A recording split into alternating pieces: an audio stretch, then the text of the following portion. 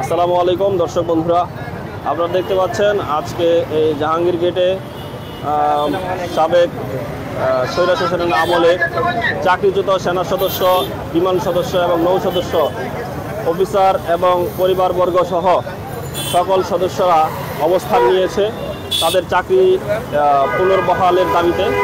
তাদের 3টি দফা দাবি।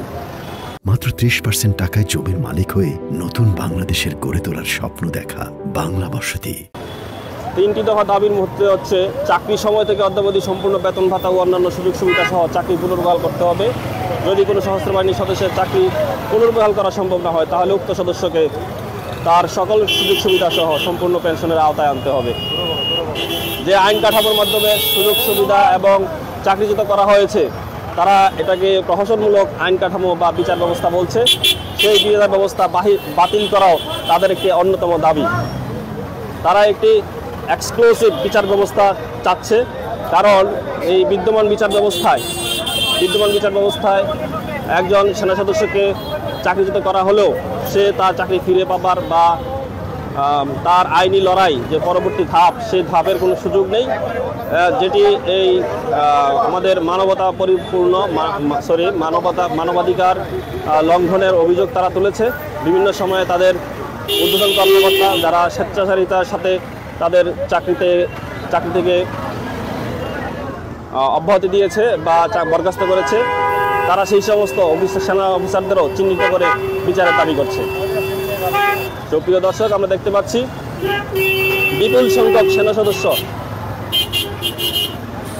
নৌ সদস্য এবং বিমান সদস্য যে আমাদের ক্যান্টনমেন্টে ঢোকার যে মেইন রাস্তা, সেই রাস্তা তার ঠিক উল্টো পাশে অবস্থান নিয়েছে। তাদের বিভিন্ন দাবি দেওয়া, মূলত তাদের দাবিটা হচ্ছে যে তাদেরকে চাকরিতে পুনর্বহাল করতে হবে। বিগত স্বৈরাচারের আমলে তাদেরকে অন্যায়ভাবে জোর জুলুম করে চাকরি থেকে বরখাস্ত করা হয়েছে। তারা তাদের পরিবার নিয়ে এখন খুব মানবতার জীবনযাপন করছে। তারই ধারাবাহিকতায় তারা বলছিল যে তারা ইতিপূর্বে গত 4-5 মাস ধরে বিভিন্ন কর্মসূচি দিয়ে আসছে, কিন্তু সরকার তাদেরকে কোনোভাবেই গ্রহণযোগ্য কোনো সদুত্তর দিচ্ছে না বলে তাদের অভিযোগ। আমরা দেখতে পাচ্ছি বিপুল সংখ্যক সেনা, নৌ এবং বিমান সদস্য এবং তার পরিবারবর্গ এই কর্মসূচিতে অংশ নিয়েছে। এখন সময় সকাল 9:04। আমরা দেখতে পাচ্ছি তারা বিভিন্ন ব্যানার এবং ফেস্টুনে আবৃত হয়ে তাদের অবস্থান কর্মসূচি পালন করছে। আমরা দেখতে পাচ্ছি জাহাঙ্গীর গেট, অর্থাৎ ক্যান্টনমেন্টে ঢোকার যে মেইন রোড, সেই মেইন রোডের অপোজিটে তারা অবস্থান নিয়েছে। বিপুল সংখ্যক সেনা সদস্য এবং নৌ বিমান সদস্য এখানে অবস্থান করছে। পাশাপাশি আইন শৃঙ্খলা বাহিনীর ব্যাপক উপস্থিতি লক্ষ্য করা যাচ্ছে। আপনারা দেখতে পাচ্ছেন তাদের অসহায় এবং নিষ্পেষিত পরিবারবর্গ, যারা তাদের একমাত্র আয়ের উৎস তাদের স্বামীর চাকরির দাবিতে তারা এই রাজপথে অবস্থান নিয়েছে। আপনারা দেখতে পাচ্ছেন অসহায় পরিবারবর্গ, যারা তাদের একমাত্র উপার্জনক্ষম ব্যক্তির চাকরিটি হারিয়ে আজ বিভিন্নভাবে সামাজিক এবং পারিবারিকভাবে নিষ্পেষণ এবং নির্যাতনের শিকার। তাদেরকে অভাব অনটন, কেউ তাদের বাচ্চার পড়ালেখার খরচ জোগাতে পারছে না, দুমুঠো অন্ন, তাদের আহার তাদের জোগাড় হচ্ছে না। তো সব মিলিয়ে তাদের স্বামী বা তাদের আমরা দেখতে পাচ্ছি ছোট ছোট শিশুরা এসেছে, তাদের বাবার যে একমাত্র উপার্জনক্ষম বাবা, সেই বাবার চাকরির পুনর্বহালের দাবিতে। তাদের অভিযোগ হচ্ছে যে বাংলাদেশে অনেক হাস্যকর এবং উদ্ভট অনেক দাবি দেওয়া ইতিপূর্বে আদায় করা হয়েছে বিভিন্নভাবে, কিন্তু আমাদের যৌক্তিক দাবিগুলো সরকার পূরণ করছে না। বারবার সরকারের কাছে অনুরোধ করা সত্ত্বেও সরকার এদিকে কোনো কর্ণপাত করছে না। সুপ্রিয় দর্শক মণ্ডলী, আপনারা দেখতে পাচ্ছেন সামরিক বাহিনীর সদস্যদের যারা গত ফ্যাসিস্ট সরকারের আমলে অবৈধভাবে চাকরিচ্যুত হয়েছে,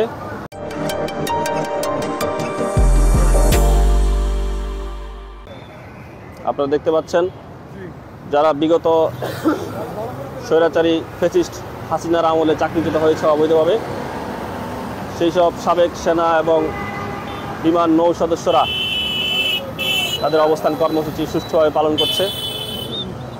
আমরা তাদের সাথে কথা বলেছি, তারা বলেছে যে ইতিপূর্বে অনেকবার তারা তাদের ঊর্ধ্বতন কর্তৃপক্ষের সাথে যোগাযোগ করেছে,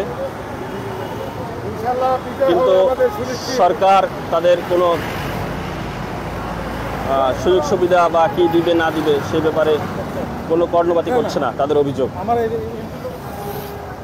তারই ধারাবাহিকতায়, তাদের আন্দোলন সংগ্রামের ধারাবাহিকতায় তারা আজকে এই ক্যান্টনমেন্টে ঢোকার যে মূল প্রবেশপথ, সেই প্রবেশপথে অবস্থান কর্মসূচি গ্রহণ করছে। প্রিয় দর্শক, আপনারা দেখতে পাচ্ছেন তাদের অসহায় পরিবারের মুখগুলো। তারা বলছে যে ছোট ছোট বাচ্চা, এই বাচ্চাদের দিকে তাকিয়ে হলেও সরকার যেন তাদের দাবি দাওয়া পূরণ করে।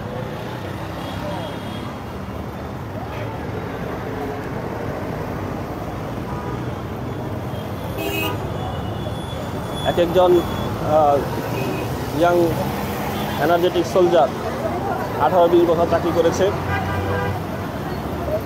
তাদেরকে সামান্যতম ভুল ত্রুটির কারণে নির্মমভাবে চাকরি থেকে বের করে দেওয়া হয়েছে বিগত ফ্যাসিস্ট আমলে। তারা আরও একটি অভিযোগ হচ্ছে যে সরকার, বিগত যে ফ্যাসিস্ট সরকার ছিল, সেই সরকার ব্যাংকের টাকা পয়সা সব লুট করে নিয়ে গেছে,